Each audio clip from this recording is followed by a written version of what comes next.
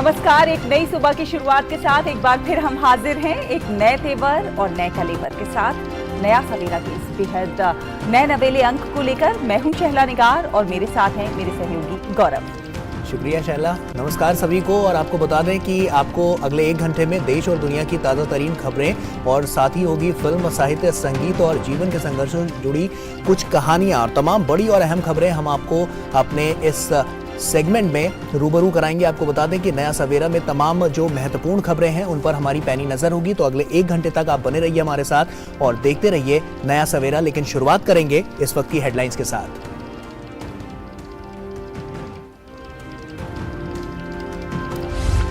Popular front of India और इससे जुड़े सहयोगी संगठनों को गृह मंत्रालय ने किया गैर कानूनी संगठन घोषित। सभी संगठनों पर लगाया 5 साल का प्रतिबंध। तत्काल प्रभाव से लागू हुआ फैसला।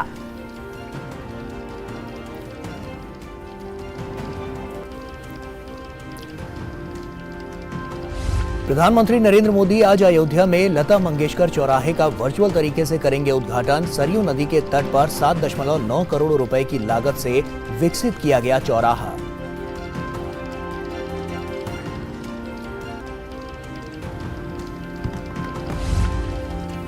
अमेरिकी विदेश मंत्री एंटनी ब्लिंकन के साथ संयुक्त प्रेस वार्ता में विदेश मंत्री डॉक्टर एस जयशंकर ने तेल की बढ़ती कीमतों पर जताई चिंता। अंतर्राष्ट्रीय आतंकवाद से निपटने के लिए अमेरिका के मजबूत सहयोग की सराहना।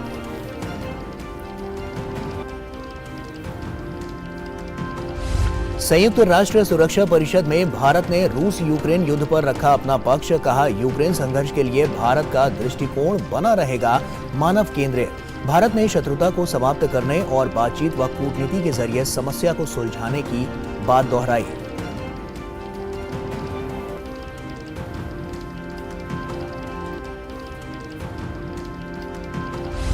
यूरोप ने रूस नॉर्ड स्ट्रीम गैस पाइपलाइन पर हमले की जांच की शुरू। जर्मनी ने लक्ष्य बनाकर किए गए हमले को बताया गैस लीक का कारण। अमेरिकी विदेश सचिव ने कहा, गैस पाइपलाइन को नुकसान पहुंचाना किसी के हित में नहीं।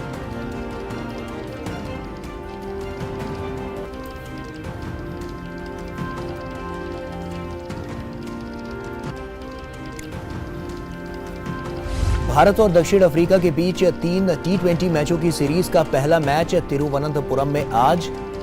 T20 विश्व कप से पहले भारत के लिए ये सीरीज अहम।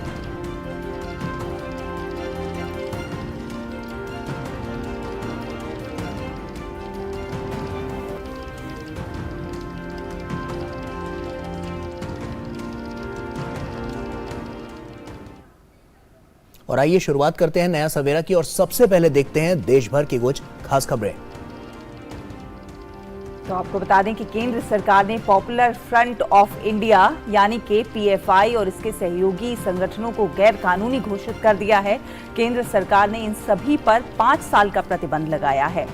केंद्र सरकार ने कहा है कि पीएफआई कई आपराधिक आतंकी मामलों में शामिल रहा है। ये संगठन देश के संवैधानिक प्राधिकार का अनादर करता है और साथ ही साथ बाहरी स्रोतों से मिले धन और समर्थन से ये आंतरिक सुरक्षा के लिए खतरा बन गया है। गृह मंत्रालय ने अपनी अधिसूचना में कहा कि इन गैर कानूनी संगठनों में the rehab India foundation, campus front of India, all India imam council, national confederation of human rights organisation, national women front, junior front, empower India foundation शामिल हैं। सरकार ने अपनी अधिसूचना में कहा है कि विभिन्न मामलों की जांच से इस बात को साबित किया गया है कि पीएफआई और इसके काडर हिंसक और विध्वंसक गतिविधियों में शामिल रहे हैं। पीएफआई और इसके काडर कई आतंकी गतिविधियों और कई प्रमुख व्यक्तियों की हत्या में भी शामिल रहे हैं।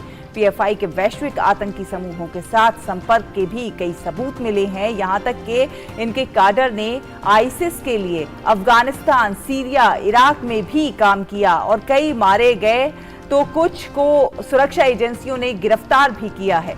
पीएफआई का संपर्क प्रतिबंधित संगठन जमातुल मुजाहिदीन बांग्लादेश से भी रहा है, तो इसके कई सदस्य पहले से प्रतिबंधित संगठन सिमी के भी सदस्य रहे हैं। पीएफआई और उससे जुड़े संगठन हवाला और अन्य माध्यमों से विदेश से पैसा जुटाकर आतंकी गतिविधियों को बढ़ावा देने में पैसे का इस्तेमाल कर रहे हैं। गृह मंत्रालय ने कहा है कि पीएफआई और उससे जुड़े संगठन देश विरोधी गतिविधियों में शामिल रहे हैं, जो देश की अखंडता, संप्रभुता और सुरक्षा के प्रतिकूल है। इससे देश में सांप्रदायिक माहौल खराब होने और उग्रवाद को प्रोत्साहन मिलने की आशंका है।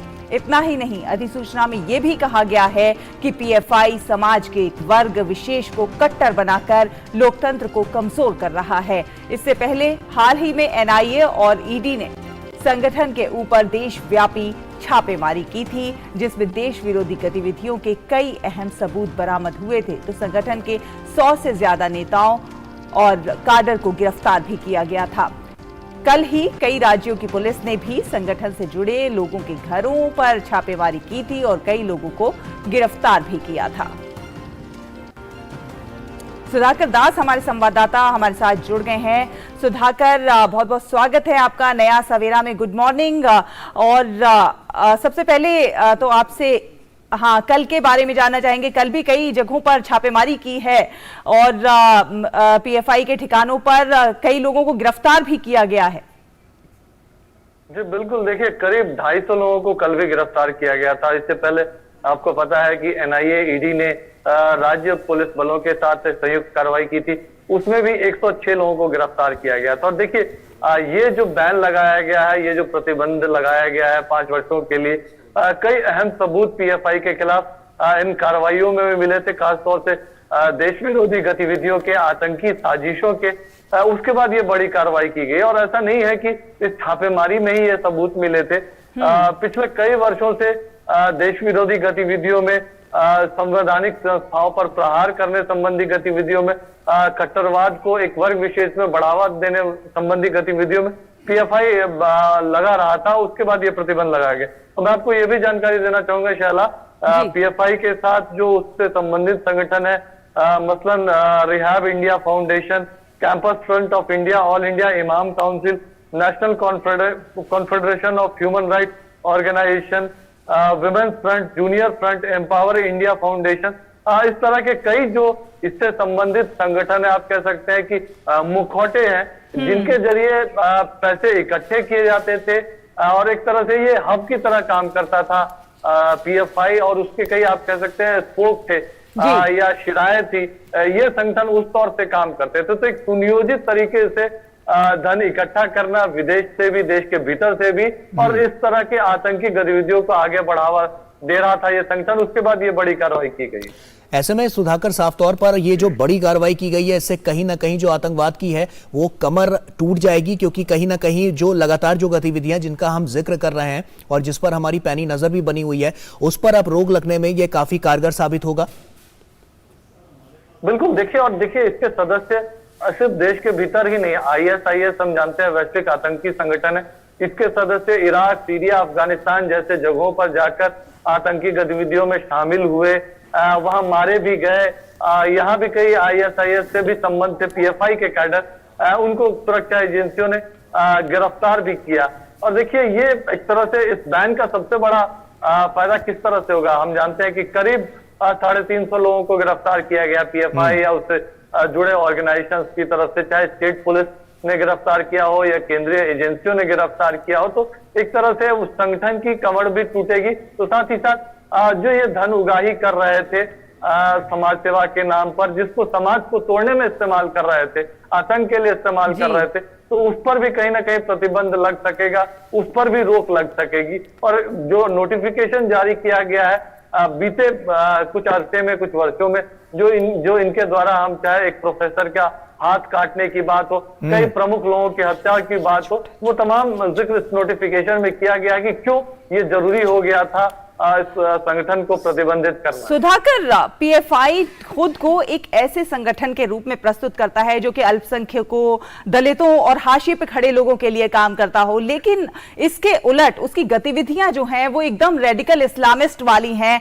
चाहे उसका हिजाब जो इतना बड़ा विवाद हुआ उससे आप संबंध ले लीजिए, उससे पहले भी कई सारी आतंकी गतिविधियों में जिस तरह से उसका नाम आता रहा है, एक तरह से कट्टरपंथियों को जन्म देने में, अच्छे खासे नौजवानों को कट्टरपंथ की ओर ले जाने में एक बड़ा हाथ उसका कह सकते हैं। बिल्कुल, और देखिए इसके संपर्क किसके साथ है, आईएसआईएस के साथ है। जमात उल मुजाहिदीन बांग्लादेश जो एक प्रतिबंधित संगठन है उसके साथ है। इसके सदस्य जो सिमी पहले से प्रतिबंधित संगठन रहा है और देश में कई बम विस्फोट में सक्रिय रूप से काम करता रहा, उसके जो सदस्य रहे वो पीएफआई के सदस्य बन गए हैं। किसी प्रोफेसर का हाथ काटना, निर्मम हत्याएं करना, और ये एक तरह से, और निश्चित तौर पर ये होता था किस नाम पर, तो आप समाज सेवा के लिए कुछ पैसा इकट्ठा कर रहे हैं, एक तरह से उस नाम पर होता था। लेकिन काम इनका क्या होता था कि कट्टरवादिता की भावना को भरना, आतंकी लोगों को तैयार करना, आतंकी साजिशें रचना, चाहे हिजाब का मामला हो। आपको याद होगा कि नागरिकता कानून को लेकर जो प्रोटेस्ट हुए थे, उस प्रोटेस्ट में एक तरह से सक्रिय तौर पे जो धार्मिक भावनाएं भड़काने की कोशिश, और इस तरह की तमाम, अगर कहीं कोई कार्रवाई होती है तो किसी तरह से देश विरोधी भावना बढ़ के सांप्रदायिक माहौल बिगड़े, सांप्रदायिक दंगे हो, वो उस तरह की साजिश ये रच रहा था। और इसके कई सदस्य हम जानते हैं कि अतीत में भी गिरफ्तार हो चुके हैं। तो तमाम चीजों को ध्यान में रखते हुए ये जो एक तरह से बड़ी कोशिश हो रही थी कि देश की एकता, अखंडता, संप्रभुता को नुकसान पहुंचाया जाए, विदेशी ताकतों के साथ मिलकर उसको नुकसान पहुंचाया जाए, तो उसके बाद ये बड़ी कार्रवाई जो 5 वर्षों का बैन यूरोपीय, और इसीलिए ये बड़ा फैसला गृह मंत्रालय की तरफ से लिया गया है, क्योंकि कहीं ना कहीं जो एनआईए छापेमारी कर रही है उसमें तमाम दस्तावेज भी बरामद हुए हैं जो बहुत बड़े खुलासे करते हुए नजर आ रहे हैं। बड़ी कार्रवाई यहां पर की गई है। बहुत बहुत शुक्रिया सुधाकर हमसे जुड़ने के लिए और तमाम जानकारियां हमसे साझा करने के लिए। आगे बढ़ते हैं और आपको बता दें कि प्रधानमंत्री नरेंद्र मोदी आज अयोध्या में स्वर सम्राज्ञी लता मंगेशकर की स्मृति में एक चौक का वर्चुअल उद्घाटन करेंगे। सरयू नदी के तट पर स्थित नया घाट क्षेत्र को 7.9 करोड़ रुपए के अनुमानित बजट से लता मंगेशकर चौक विकसित किया गया है। संबंधित जगह का मुख्य आकर्षण यह है कि वहां भारतीय संगीत वाद्य यंत्र वीणा स्थापित किया गया है, जिसका वजन 14 टन, लंबाई 40 फुट और ऊंचाई 12 मीटर है। स्मारक पर्यटकों और संगीत प्रेमियों के लिए आकर्षण का बड़ा केंद्र होगा, क्योंकि ये देश का पहला स्थान होगा जहां अमर सुरीली आवाजों को मंदिरों के शहर से जोड़ने के लिए इतना विशाल संगीत वाद्य यंत्र स्थापित किया गया है। इस मौके पर उत्तर प्रदेश के मुख्यमंत्री योगी आदित्यनाथ और पर्यटन मंत्री जी किशन रेड्डी की उपस्थिति में स्मारक का वर्चुअल उद्घाटन इसमें किया जाएगा। और लता मंगेशकर के निधन के बाद मुख्यमंत्री योगी आदित्यनाथ ने अयोध्या के प्रमुख स्थान नया घाट को उनके नाम पर विकसित करने की योजना की घोषणा की थी। और आपको बता दें कि प्रधानमंत्री नरेंद्र मोदी जापान का अपना दौरा समाप्त करके देर रात नई दिल्ली पहुंचे। गौरतलब है कि प्रधानमंत्री नरेंद्र मोदी जापान के पूर्व प्रधानमंत्री शिंजो आबे के राजकीय अंतिम संस्कार में भाग लेने के लिए जापान के दौरे पर गए थे। उन्होंने भारत की ओर से शिंजो आबे को श्रद्धांजलि अर्पित की। इसके अलावा अपने दौरे पर जापान के प्रधानमंत्री फुमियो किशिदा के साथ द्विपक्षीय बैठक। और यहां वक्त हो गया एक छोटे से ब्रेक का, जल्द लौटते हैं। अपने अकाउंट से संबंधित लेन देन के बारे में तुरंत अलर्ट पाने के लिए अपने बैंक के पास अपना मोबाइल नंबर और ईमेल रजिस्टर कर दीजिए। अगर आपको किसी ऐसे लेन देन के बारे में अलर्ट मिलता है जिसे आपने नहीं किया है या फिर अधिकृत नहीं है, तो तुरंत अपने बैंक को आप सूचित करें। आरबीआई कहता है, जानकार बनिए, सतर्क रहिए। पेड़ लगाओ, पानी बचाओ, जनसंख्या को जनबाढ़ न बनाओ। IME Sahibabad, Ghaziabad, NCR 27 years of excellence in higher education offers Radhika scholarship up to 50% of college fees. क्यों बहनों, मिल गई ना खबर कैंप की? हाँ आशा, तू तो वहाँ मेरी नजर का इलाज करवा। नजर ही नहीं चाची, नाक, कान, त्वचा, शुगर, बीपी या कोई यौन रोग हो, सेहत और इलाज की मुफ्त सुविधा अब हमारे घर पर ही आ गई है। कैंप की अधिक जानकारी शहरी स्वास्थ्य केंद्र से या अपनी बस्ती की आशा से प्राप्त कीजिए। स्वस्थ बने जीवन, हर बस्ती, हर आंगन। राष्ट्रीय शहरी स्वास्थ्य मिशन हरियाणा। और ब्रेक के बाद स्वागत है, आप देख रहे हैं नया सवेरा। आगे बढ़ते हैं और बात करते हैं राजस्थान की। राजस्थान में सियासी संकट थमने का नाम नहीं ले रहा है। कांग्रेस की राजस्थान इकाई में पैदा हुए संकट के बीच पार्टी की अनुशासनात्मक समिति ने शांति धारीवाल, महेश जोशी और धर्मेंद्र राठौड़ को कारण बताओ नोटिस जारी किया है। अनुशासन समिति के सचिव और राष्ट्रीय महासचिव तारिक अनवर ने इन नेताओं को नोटिस जारी करके कहा है कि इन नेताओं ने कांग्रेस द्वारा बुलाई गई विधायक दल की बैठक में जाने की बजाय अपने निवास पर समान अंतर बैठक कराकर अनुशासनहीनता की कार्रवाई की है।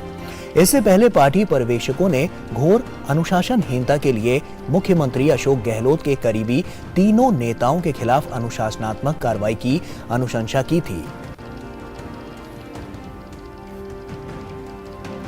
धर्मेश हमारे सहयोगी जयपुर से हमारे साथ जुड़ रहे हैं। धर्मेश का रुख करते हैं। गुड मॉर्निंग धर्मेश, और सबसे बड़ी अपडेट क्या है इस वक्त की, क्योंकि हम जैसा कि जानते हैं अनुशासनहीनता के जो आरोप लग रहे हैं और उसके बाद आला कमान का भी अब यहां पर जो अंदेशा देखा जा रहा है, तो आला कमान के हाथ भी खाली नजर आ रहा है। नई अपडेट क्या निकलकर, ताजा जानकारी क्या निकलकर सामने आ रही है? देखिए, जो सबसे महत्वपूर्ण बात है वो ये है कि ये तीनों ही नेता हैं, ये मुख्यमंत्री अशोक गहलोत के बहुत करीबी माने जाते हैं। और जो कल अंतरिम रिपोर्ट मल्लिकार्जुन खड़गे और अजय माकन जो यहाँ पे प्रभारी थे और बैठक जिनके उसमें आयोजित होनी थी, उन्होंने गहलोत के खिलाफ कोई सबूत नहीं होने की बात कही है। सीधे तौर पर कोई कार्रवाई की अनुशंसा तो नहीं की है, लेकिन उनके जो ये खास नजदीकी हैं महेश जोशी जो पीएचडी मिनिस्टर भी हैं और मुख्य सचेतक भी हैं, समिति ने ये माना है कि मुख्य सचेतक होने के बावजूद भी उन्होंने विधायकों से अधिकृत बैठक का बहिष्कार करवाया और समानांतर बैठक की। वो पर्यवेक्षकों द्वारा जो आयोजित अधिकृत बैठक थी वो उसके अंदर शामिल नहीं हुए, तो इसको जो है अनुशासन के दायरे में माना है कि ये अनुशासनहीनता है। वहीं जो संसदीय कार्य मंत्री हैं शांति धारीवाल, उन्होंने जो है बैठक की और बैठक के साथ साथ उन्होंने वहां जो भाषण दिया, ने माना है कि विधायकों को दम फैला और जो अधिकृत बैठक है उसमें से विधायकों को जाने के लिए रोका। तो इस कारण से जो संसदीय कार्य मंत्री हैं शांति धारीवाल, उनको नोटिस दिया गया है। और जो बैठक का जिन्होंने आयोजन किया, जो आरटीडीसी के अध्यक्ष हैं और पीसीसी के सचिव हैं धर्मेंद्र राठौड़, उन्होंने सारी व्यवस्थाएं की और सारी कार्य योजनाएं बनाई। इन सब बातों को लेकर धर्मेंद्र राठौड़ को नोटिस दिया गया है। इसी बीच में ये सूत्रों से ज्ञात हुआ है कि आज मुख्यमंत्री अशोक गहलोत नई दिल्ली आ सकते हैं और सोनिया गांधी से मुलाकात कर सकते हैं। इससे पहले कल जो सचिन पायलट है वो दिल्ली के लिए रवाना हुए थे। गौरव जी, ये भी कहा जा रहा है धर्मेश के जो है इस राजनीतिक घमासान के बीच में ये भी खबर आ रही है कि अशोक गहलोत चुनाव नहीं लड़ेंगे। देखिए, ये अभी स्पष्ट रूप से कोई वक्तव्य इसको लेकर नहीं आया है, लेकिन ये पूरे जब अगर मसले को हम देखते हैं तो ऐसा प्रतीत होता है कि शायद अब संभावना बड़ी सीमित है कि वो अपना नामांकन दाखिल करें, लेकिन ये सब संभावना है क्योंकि 30 तारीख तक नामांकन भरना है और अनुशासन समिति और कांग्रेस के अध्यक्ष और कांग्रेस के आंतरिक जो पूरी पॉलिटिकल जो असेसमेंट है वो क्या निर्णय लेती है, ये सब कुछ उस पर निर्भर। बिल्कुल धर्मेश, इस पर आप नजर बनाकर रखिए, हम आगे भी आपसे अपडेट लेते रहेंगे। बहरहाल आपका बहुत बहुत शुक्रिया, क्योंकि तमाम जानकारियां और अपडेट बहुत महत्वपूर्ण है इस पूरे मसले को लेकर, तो हम आगे भी आपसे लगातार इस पर अपडेट लेते रहेंगे। बहुत बहुत शुक्रिया आपका। और इसी के साथ यहाँ पर वक्त हो चला एक छोटे से ब्रेक का। ब्रेक के उस पार खबरें और भी हैं। और आपको बता दें कि विदेश मंत्री एस जयशंकर ने अपने अमेरिकी समकक्ष एंटनी ब्लिंकन के साथ सुरक्षा, अर्थव्यवस्था और भू राजनीति के साझा लक्ष्यों पर दोनों देशों के आगे बढ़ने के तरीकों पर चर्चा की। दोनों नेताओं ने द्विपक्षीय और क्षेत्रीय मुद्दों पर काफी देर तक चर्चा की।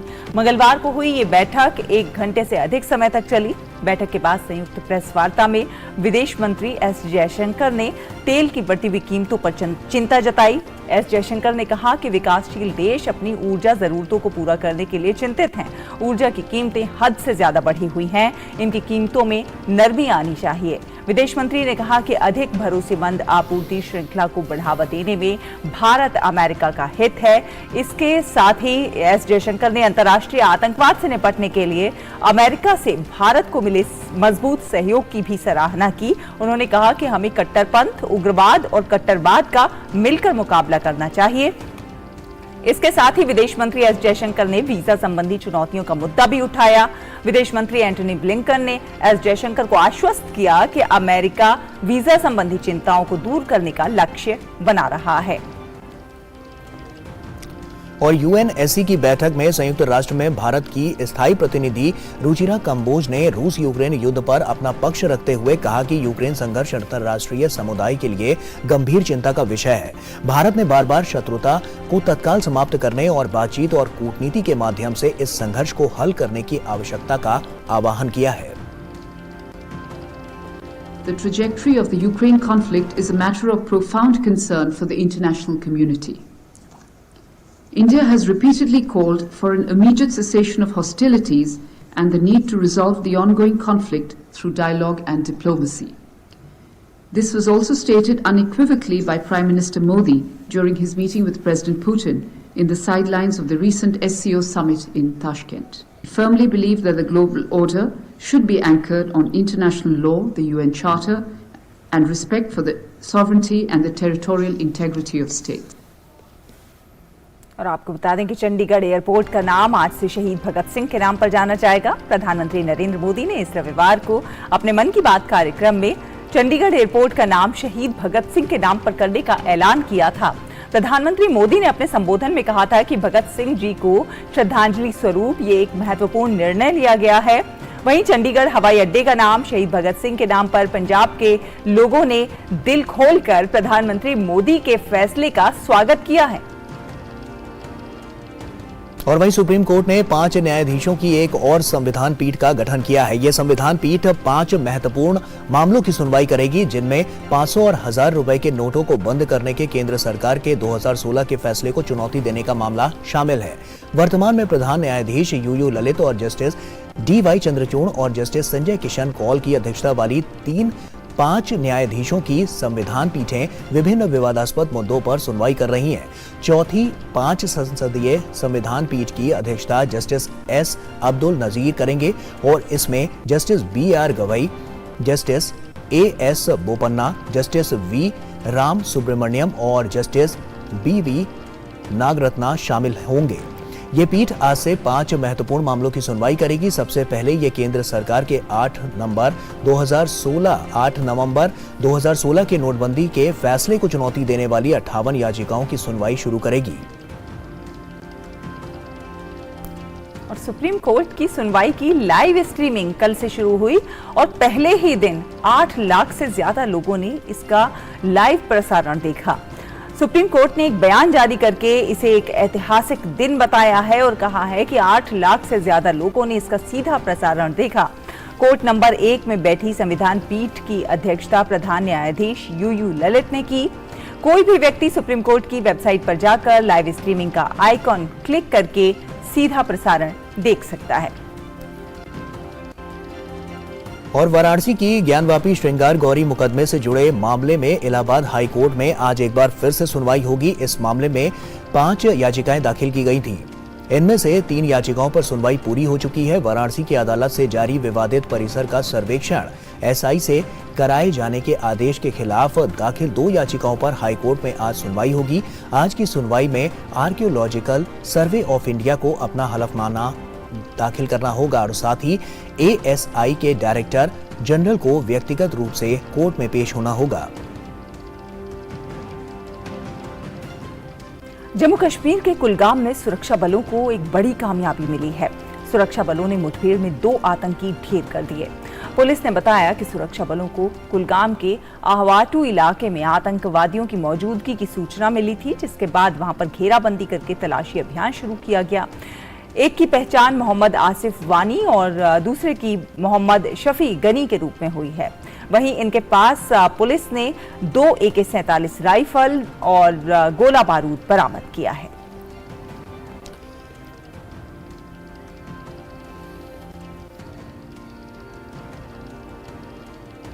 CBI ने दिल्ली आबकारी नीति के मामले में कारोबारी विजय नायर को गिरफ्तार किया है। Vijay Nair event management company only much louder के पूर्व CEO हैं। विजय नायर को CBI मुख्यालय बुलाया गया था और पूछताछ के बाद गिरफ्तार किया गया।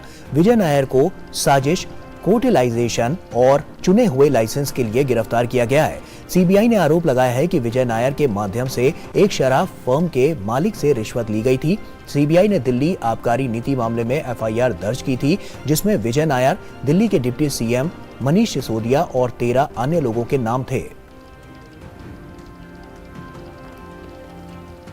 और उत्तर प्रदेश की योगी सरकार ने कल हुई कैबिनेट की बैठक में एक बेहद अहम फैसला लिया है। कैबिनेट की बैठक में बुंदेलखंड में पहले टाइगर रिजर्व को मंजूरी दी गई है। फैसले के मुताबिक बुंदेलखंड में पहला बाघ अभ्यारण्य बनेगा, जिसका नाम रानीपुर टाइगर रिजर्व होगा। इसके अलावा चित्रकूट जिले में भी एक अभ्यारण्य बनाने का फैसला किया गया है। इस अभ्यारण्य में बाघ, तेंदुआ, भालू का घर और चित्तीदार हिरण, सांभर, चिंकारा और विविध पक्षी और अन्य स्तनधारी जीव रहेंगे।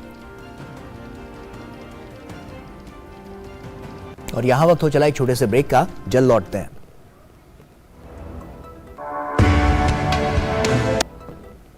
ब्रेक के बाद स्वागत है आपका। आप देख रहे हैं नया सवेरा। और अब बात प्रधानमंत्री रोजगार सृजन कार्यक्रम की।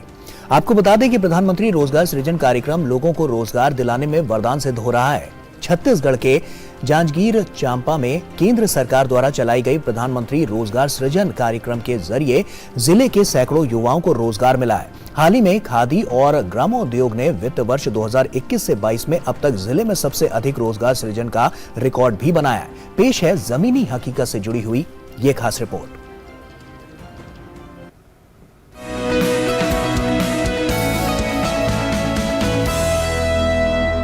रोटी, कपड़ा और मकान जैसी मूलभूत जरूरतों के अलावा भी लोगों की सबसे बड़ी जरूरत है रोजगार। छत्तीसगढ़ के जांजगीर चांपा में केंद्र सरकार द्वारा चलाई जा रही प्रधानमंत्री रोजगार सृजन कार्यक्रम लोगों को रोजगार से जोड़ने में महत्वपूर्ण भूमिका निभा रहा है। इस योजना के जरिए जिले के सैकड़ों युवाओं को रोजगार मिला। हाल ही में KVIC यानी खादी और ग्रामोद्योग ने वित्त वर्ष 2021-22 में अब तक जिले में सबसे अधिक रोजगार सृजन का रिकॉर्ड भी बनाया है। सरकार स्वरोजगार को बढ़ावा देने के लिए योजना चलाती है प्रधानमंत्री रोजगार सृजन कार्यक्रम, जिसके माध्यम से लोग लोन लेकर के उसमें सब्सिडी भी मिलता है, जिसके माध्यम से अपने रोजगार को बढ़ा सकते हैं, साथ में अपने साथ अन्य लोगों को भी रोजगार दे सकते हैं। मैं पहले बेरोजगार था, मैंने रोजगार के लिए लोन अप्लाई किया था। लोन लेकर के मैंने इस दुकान की स्थापित किया है। इस दुकान में कपड़े का दुकान है, मोबाइल दुकान है, ऑनलाइन काम करता हूँ, एक काम में लड़के की भी रखा हूँ, इससे मेरे को काफ़ी आमदनी हो जाती है। इससे पहले ब्लॉकिंग में काम करता था, डेली के अप डाउन में परेशानी होती थी और इनकम भी कम था, खर्चे ज़्यादा था, इसलिए मैं लोन खरीद करके अपनी दुकान खरीद करी हूँ। प्रधानमंत्री रोजगार सृजन कार्यक्रम जहां एक ओर जिले के युवाओं को रोजगार मुहैया करा रहा है, तो वहीं दूसरी ओर कोविड संकट और लॉकडाउन के बाद सुस्त पड़ चुके तमाम कार्यक्षेत्रों को फिर से नई गति भी प्रदान कर रहा है। Bureau report, DD news.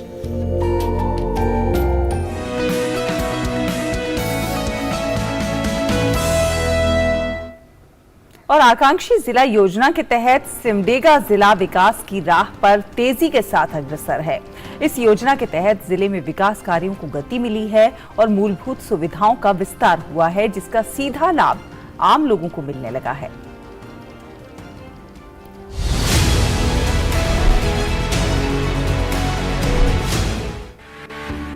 आकांक्षी जिला सिमडेगा में केंद्र सरकार की कोशिशों से बिजली, पानी और सड़क जैसी मूलभूत सुविधाओं का विस्तार हुआ है।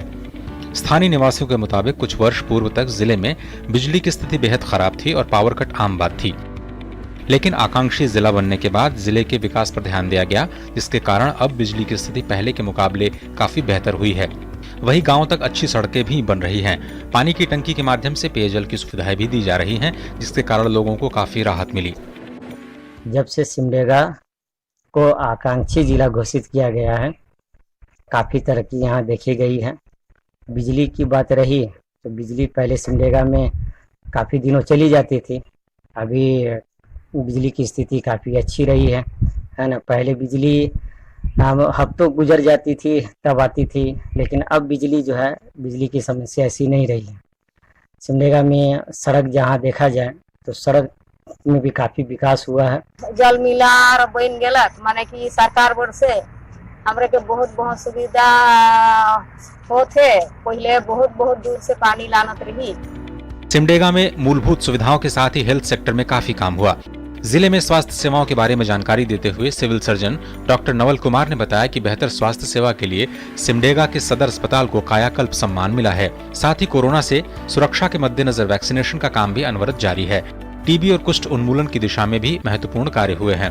टीबी पर अंकुश लगाने के प्रयास के मामले में जिले को राज्य भर में दूसरा स्थान प्राप्त हुआ है। ट्यूबरकुलोसिस में मेरा सिमडेगा जिला जो है सेकेंड पोजीशन में है हमारा जो है स्पुटम कलेक्शन और एक्सरे, ये प्रतिदिन जो आते हैं मरीज में उसको किया जा रहा है। उसके अगेंस्ट में डायग्नोसिस होने के उपरांत उनको जो है दवा दी जा रही है, निःशुल्क दवा दी जा रही है। लेप्रोसी का भी जो है मरीज को सहिया के द्वारा गांव-गांव में खोज किया जा रहा है। संदेहास्पद मरीज जो है उनको यहाँ CHC भेजा जाता है और वहाँ से डायग्नोसिस होने के बाद चिकित्सक डायग्नोसिस करते हैं, उसके बाद उनको दवा निःशुल्क दी जाती है। कुल मिलाकर सिमडेगा जिले की विकास यात्रा में आकांक्षी जिला योजना काफी फायदेमंद और मददगार साबित हुआ। जनजातीय बाहुल सिमडेगा जिला के चहुमुखी विकास को लेकर अब लोगों की उम्मीदें परवान चढ़ रही हैं। साथ ही सही अर्थों में लोगों की आकांक्षाएं आकांक्षी जिला योजना के माध्यम से पूरी भी हो रही हैं। आकांक्षी जिला कार्यक्रम के तहत सिमडेगा में स्वास्थ्य और शिक्षा के साथ साथ बुनियादी सुविधाओं के विस्तार पर खासा जोर दिया जा रहा है और ये कोशिश की जा रही है कि विकास की धारा में अब तक जो जिले पीछे रह गए थे उन्हें आकांक्षी जिला कार्यक्रम के तहत मुख्य धारा में लाया जाए। अपने सहयोगी करमवीर के साथ मैं दिवाकर कुमार, दूरदर्शन समाचार, सिमडेगा।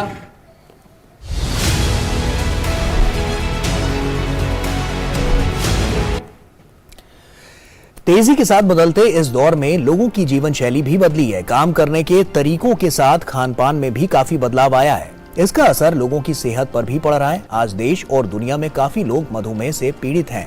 विशेषज्ञों के मार्गदर्शन में मधुमेह को नियंत्रित करने के लिए दो दोस्त बीटो नामक एक डिजिटल ऐप आधारित प्लेटफॉर्म लेकर आए हैं। कैसे ये ऐप मधुमेह से पीड़ित लोगों की इसे कंट्रोल रखने में मदद करता है, आइए देखते हैं इस रिपोर्ट में।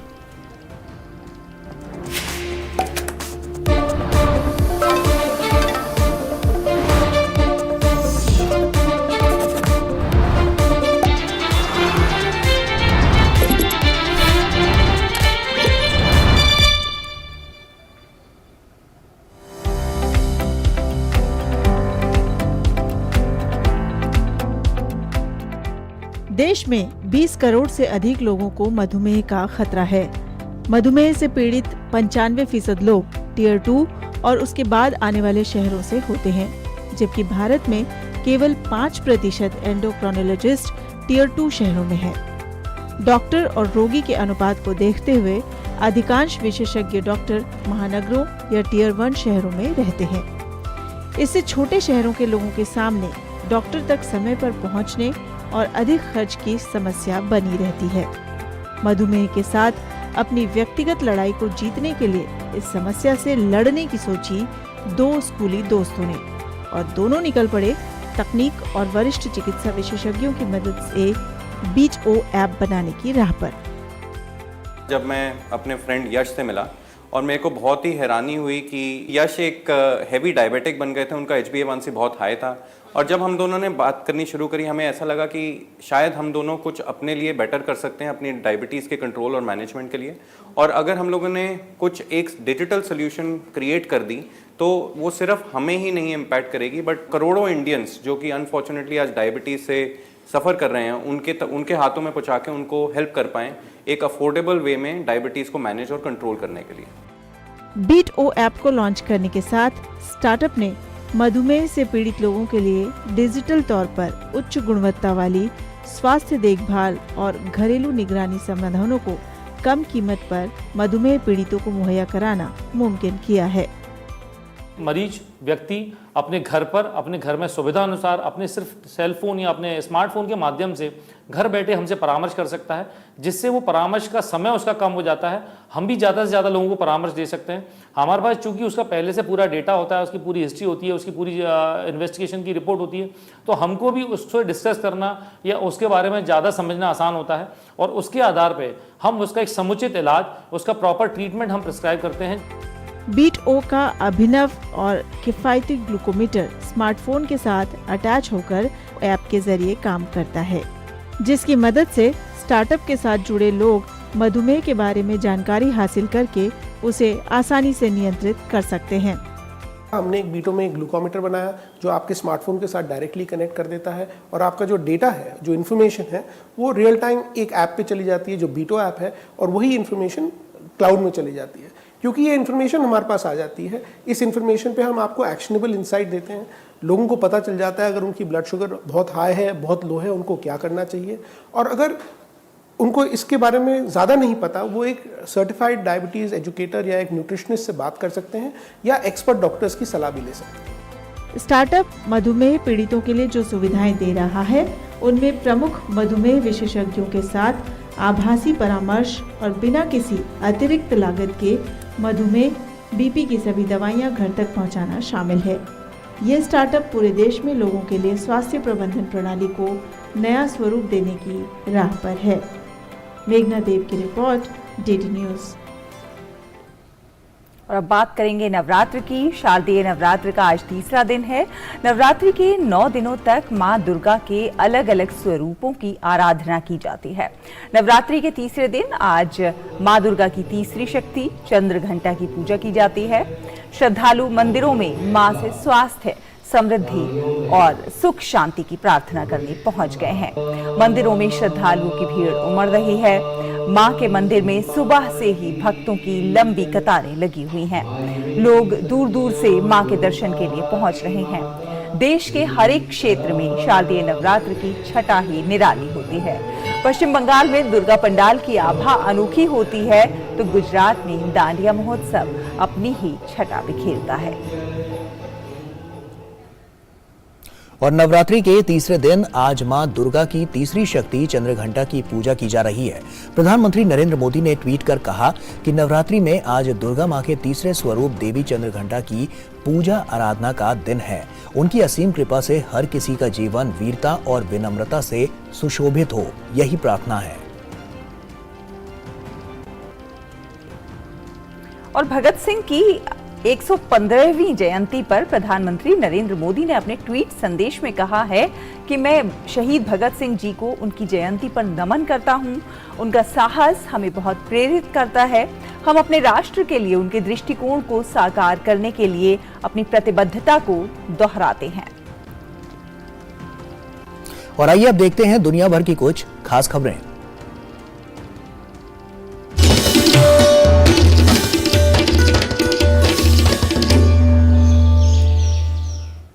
रूस यूक्रेन जंग से यूरोपीय देश इन दिनों भयानक ऊर्जा संकट से जूझ रहे हैं और ऐसे में गैस पाइपलाइनों में पाए गए लीक से ये संकट और भी ज्यादा बढ़ गया है। बाल्टिक सागर में रूस की गैस पाइपलाइन नॉर्ड स्ट्रीम में असामान्य रिसाव पाया गया है। कई देशों ने गैस पाइपलाइनों पर क्षति पहुंचाए जाने की आशंका जताई है। यूरोप ने रूस नॉर्ड स्ट्रीम गैस पाइपलाइन पर हमले की जांच शुरू कर दी है। जर्मनी ने कहा है कि गैस पाइपलाइन को सोची समझी साजिश के तहत नुकसान पहुंचाया गया है। वहीं पोलैंड के प्रधानमंत्री ने भी पाइपलाइन में जानबूझकर क्षति पहुंचाए जाने की आशंका जताई है। अमेरिकी विदेश सचिव ने कहा है कि गैस पाइपलाइन को नुकसान पहुंचाने से किसी का भी हित नहीं है। बताया जा रहा है कि नॉर्ड स्ट्रीम 1 और 2 पाइपलाइनों पर 3 लीक हुए हैं जो कि प्राकृतिक गैस से भरे हुए हैं।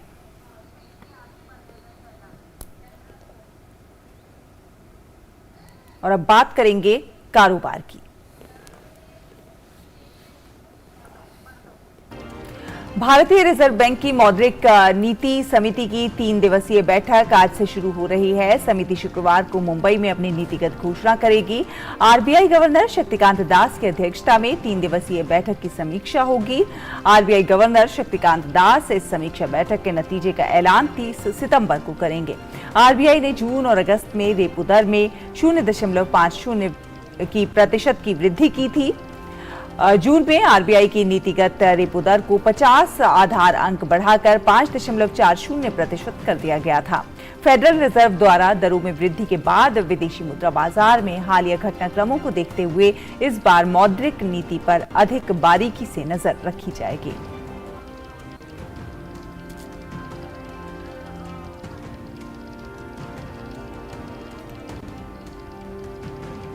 और अब खबरें खेल जगत से।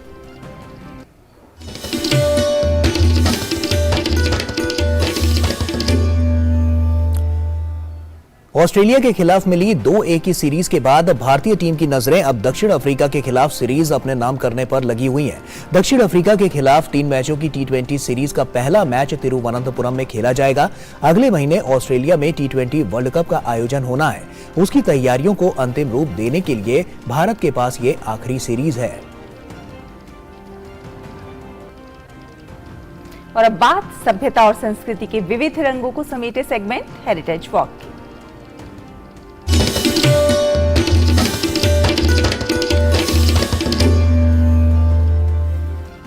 हेरिटेज वॉक में आज हम आपको दर्शन कराएंगे बौद्ध धर्म के लिए बहुत महत्वपूर्ण माने जाने वाले बोध गया के बारे में। बौद्ध धर्म को मानने वाले लोगों के दिलों में बोध गया बेहद विशेष स्थान रखता है। देखिए,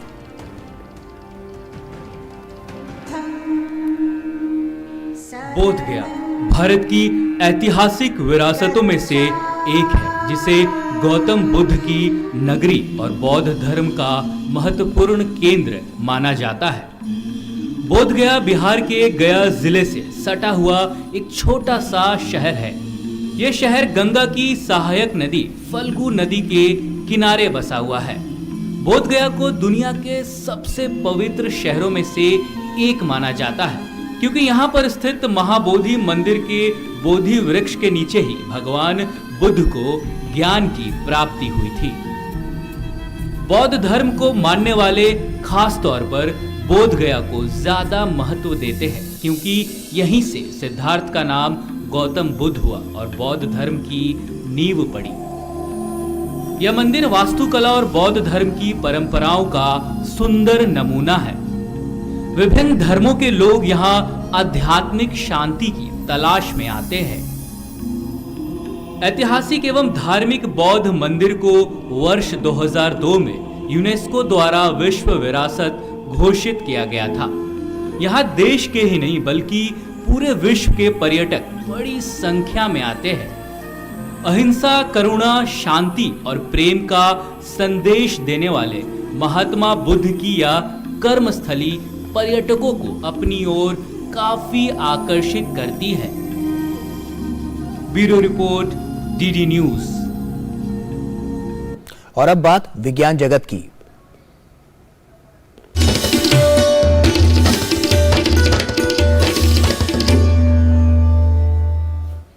तो साइंस हब के आज के इस खास अंक में हम आपको दक्षिण अफ्रीका की एक अनोखी कार रेस दिखाएंगे, जिसमें सोलर ऊर्जा से चलने वाली कार ने पलक झपकते ही सड़क पर रफ्तार भर ली। इस कार के निर्माण में छात्रों ने अपने हुनर का दमखम दुनिया के सामने प्रस्तुत किया।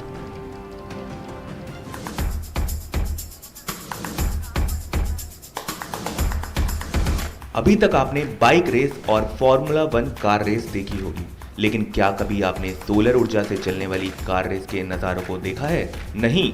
तो आपको दक्षिण अफ्रीका के केप टाउन में एक ऐसी कार रेस में लेकर चलते हैं जो सोलर ऊर्जा से पल भर में ही सड़क पर रफ्तार भर लेती है।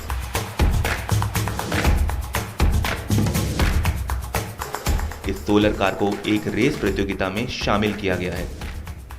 कार की निर्माता कंपनी सोलर फ्लेयर के अनुसार टीम के सदस्य 2019 से ही सौर ऊर्जा कार के डिजाइन और निर्माण में जुट गए थे, लेकिन कार प्रतियोगिता के नियमों में बदलाव के चलते फिर से कार का डिजाइन और पुनर्निर्माण करना पड़ा। इस कार के निर्माण में स्कूली छात्रों ने भी अपने हुनर का दमखम दुनिया के सामने पेश किया है। इस कार के निर्माण में हमने स्कूली बच्चों को भी शामिल किया ताकि विज्ञान की दुनिया के प्रति उनको प्रोत्साहित किया जा सके। सोलर फ्लेयर कंपनी ने बच्चों के इस अनूठे प्रयोग को वैश्विक स्तर पर पहचान दिलाने का निर्णय किया है। इस कार से नवीनीकरणीय ऊर्जा को बढ़ावा मिलने के साथ ईंधन की समस्या से भी छुटकारा मिलेगा। Bureau report, DD news. और अब खबरें देखेंगे सिने जगत से।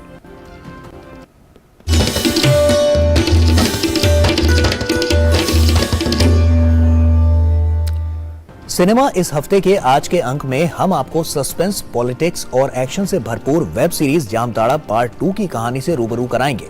झारखंड के जामताड़ा पर बनी इस फिल्म में साइबर अपराध की दुनिया को बेहद ही दमदार तरीके से पेश किया गया है। देखिए। समय रहा जब डाकू होत रहे। ओटीटी की दुनिया में एक और सीरीज ने दस्तक दे दी है, जिसका सबको बेसब्री से इंतजार था। सस्पेंस, पॉलिटिक्स और एक्शन से भरपूर वेब सीरीज जामताड़ा का दूसरा पार्ट रिलीज हो गया है। नमस्कार भाई और बहन, आप बने हैं करोड़पति, वो भी घर बैठ। नीचे दिए गए नंबर पर फोन घुमाइए और अभी के अभी बहुत बड़ी धनराशि पाइए। हमने आपके मोबाइल नंबर पर एक वेरिफिकेशन कोड भेजा है 325876। झारखंड के जामताड़ा पर बनी इस फिल्म की कहानी को बेहद ही दमदार तरीके से पेश किया गया है। फिल्म में साइबर क्राइम की दुनिया को दिखाया गया है। सही इन्फॉर्मेशन मिल गया ना, हर 500 नंबर पर 5 लाख रुपया मिलेगा। जामताड़ा 2 की कहानी पहले सीजन से काफी मिलती जुलती है, लेकिन इस नए सीजन में कहानी को आगे बढ़ाया गया है। इस सीरीज में स्कूल छोड़ने वाले उन युवाओं की कहानी को दर्शाया गया है जो साइबर अपराध की दुनिया में कदम रखते हैं। काय तोड़ रहा है? ताकि पकड़े ना जाए। तो पकड़े जाए उसी का तो कार्यक्रम बिठाए हैं। इसमें पुलिस और राजनीति की भूमिकाओं को भी रेखांकित किया गया है। इस चुनाव में ब्रजेश भान को टक्कर देगी जामताड़ा की एक और बेटी गुड़िया मंडल। पहले सीजन की ही तरह दूसरे सीजन में भी कलाकारों ने अपनी अदाकारी के पूरे जौहर दिखाए हैं। अमित सियाल से लेकर मोनिका पवार तक हर किसी के अभिनय को दर्शकों ने खूब सराहा है। वो तुम्हारा महान भाई अस्पताल का बिस्तर तोड़ रहा लग रहा हो क्या? वो पैर से लंगड़ा हुआ है, दिमाग से नहीं, नजर रखो उस पर। जामताड़ा 2 का निर्देशन सोमेंद्र पाढ़ी ने किया है। ये सीजन केवल रोमांचित ही नहीं करता, बल्कि लोगों को अंत तक बांधे भी रखता है। 1, 2, 3।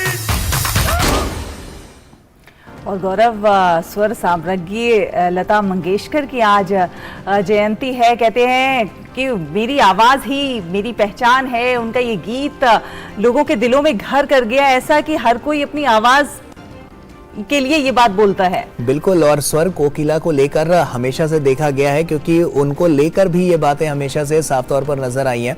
क्योंकि आज उनकी जयंती है, ऐसे में बॉलीवुड की मशहूर गायिका लता मंगेशकर की आज जयंती 28 सितंबर को इंदौर में जन्मी लता मंगेशकर ने देश विदेश से लोकप्रियता के कीर्तिमान स्थापित किए हैं।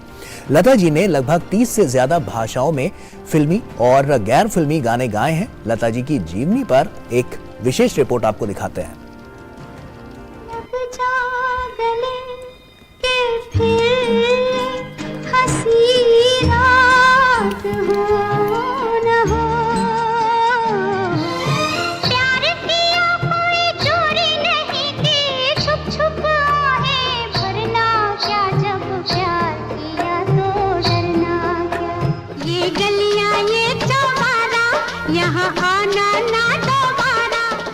सुर साम्राज्ञी लता जी ने अलग अलग परिस्थितियों में और इतनी भाषाओं में इतने गीत गाए हैं कि शायद ही कोई इंसान होगा जिसके निजी जीवन को उनके स्वर ने छुआ ना हो।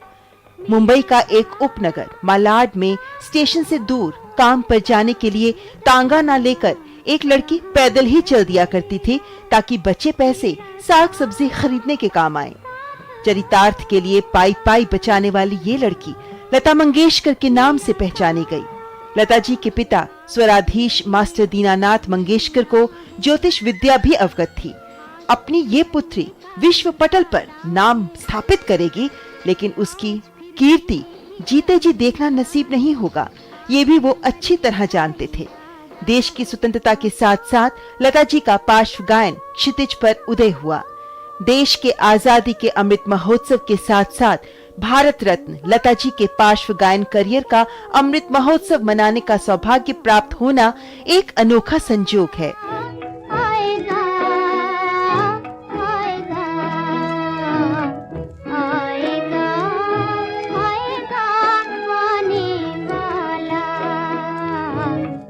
लता मंगेशकर जी की प्रसिद्धि के पीछे उनकी लगन, परिश्रम और तपस्या के साथ साथ उनका भारत के प्रति अगाध प्रेम और भारत कल्याण की भावना भी है, और वो स्वर शिखर पर ध्रुव पद प्राप्त कर गई। गीतकार गुलजार का पंचम द्वारा निर्देशित गीत आपकी आंखों में कुछ महके हुए से राज हैं, इस गीत से हम सभी परिचित हैं। आपकी बातों में फिर कोई शरारत तो नहीं, बेवजह तारीफ करना इस गीत के अंतरे में आने वाले बदमाश शब्द पर लता जी को आपत्ति होगी, ऐसा पंचम दा का कयास था। रिकॉर्डिंग के समय उसे हल्की हंसी के साथ गाकर अलग खुमार लाया गया। लता जी के गायन की एक और खूबी ये रही कि उन्होंने अभिनेत्रियों को अपनी आवाज के साथ साथ गीत की आत्मा भी दी।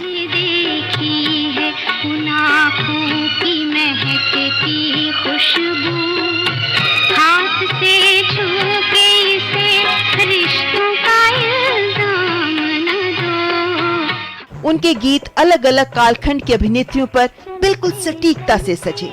हर अभिनेत्री पर उनकी आवाज सजी, लेकिन सुनने वालों के लिए वो गीत हमेशा लता जी के गीत रहे।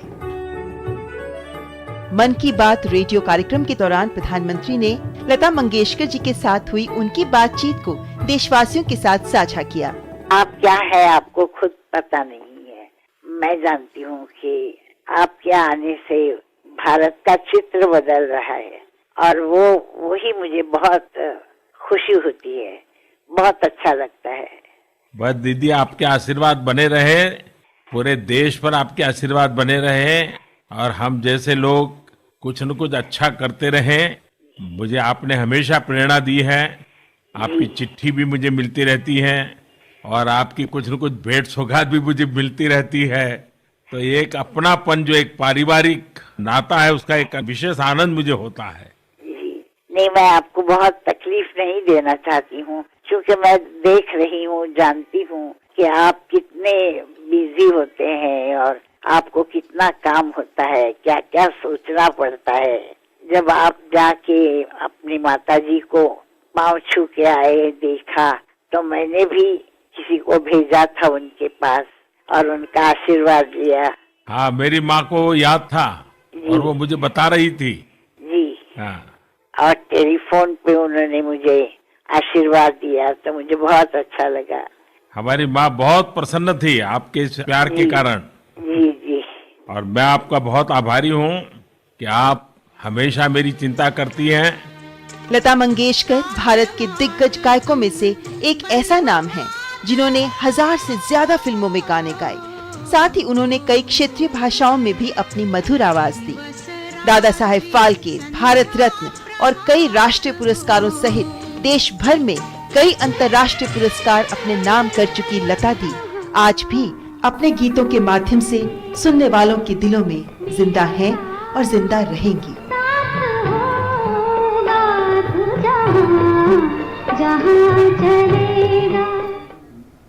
और प्रधानमंत्री नरेंद्र मोदी ने दिवंगत दिग्गज गायिका लता मंगेशकर को उनकी जयंती पर याद किया। प्रधानमंत्री मोदी ने अपने ट्वीट संदेश में कहा, लता दीदी की जयंती पर उन्हें नमन। उनके साथ अनगिनत बातचीत जिसमें वो स्नेह बरसाती थीं, मुझे याद है। मुझे खुशी है कि आज अयोध्या में एक चौक का नाम उनके नाम पर रखा जाएगा। ये भारत के महान आदर्शों में से एक के प्रति सच्ची श्रद्धांजलि होगी। तो अब सरयू किनारे भी सुर और ताल होगा गौरव, और यही उनके लिए एक उनके चाहने वालों के लिए एक गिफ्ट भी होगा। और इसी आप बात करेंगे मौसम की।